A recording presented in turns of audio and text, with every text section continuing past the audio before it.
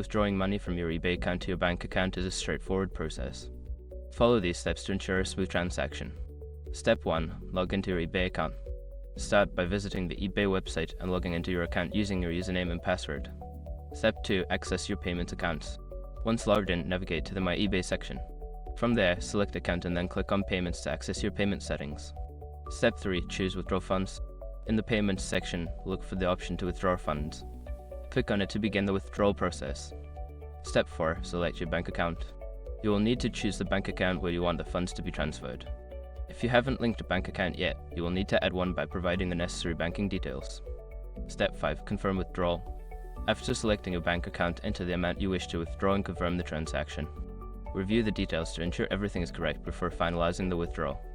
Once you have completed these steps, your funds will be processed and transferred to your bank account.